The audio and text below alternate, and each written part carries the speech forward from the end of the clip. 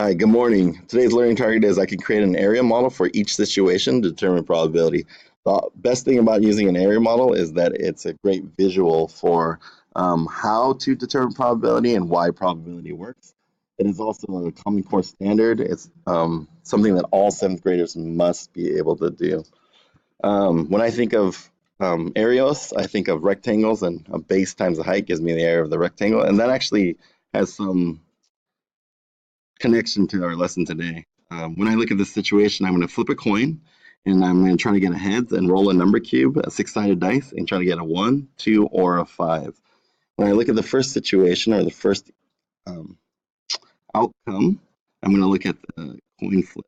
And there are two possible outcomes. You can either get a heads or a tails. When I think of a number cube, there are six possible outcomes. You can either get a one, a two, a three, a four, a five, or a six. And the outcome that I'm looking for the coin flip is I'm hoping I get a heads. And for the number cube, I'm hoping to get a one, a two, or a five.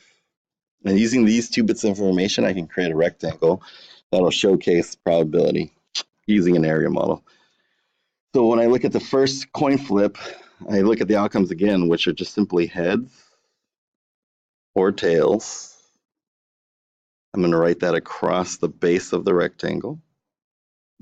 And then the height of the rectangle is going to be 1 through 6 because the six possible outcomes of the dice. 1, 2, 3, 4, 5, and 6. Then I just simply fill in every cell. I already know that there are 12 possible events that could occur from the situation by looking at each cell and counting them. 1, 2, 3, 4, 5, 6, 7, 8, 9, 10, 11, 12. Or the easier method, of course, would be 2 times 6, would give us an area of 12. So 12 possible events. We're going to try to figure out how many are the wins. And how do we do that? We fill in each cell. First thing is we're going to get a heads or a one. The first cell would be you flipped a coin, got heads, and rolled the dice and got a one. Heads and a two, heads and three, heads and four, heads and five, heads and six. And notice that the first event always goes first in each cell, and the second event always goes second in each cell. Okay, and this would be tails one, tails two, tails three, tails four, tails five, tails six. I know numerator is typically the part that I care about, and the part I care about in this particular case is all my wins, which is flipping a coin and getting heads and getting a one, two, or a five as well. So I see this one would be a winner, heads in one, heads in two, and heads in five. So that's 3 wins out of 12 events. But I also understand that with probability, you want it typically written as a number between 0 and 1, so therefore a decimal. I'm going to find the unit rate for each event of the number of wins.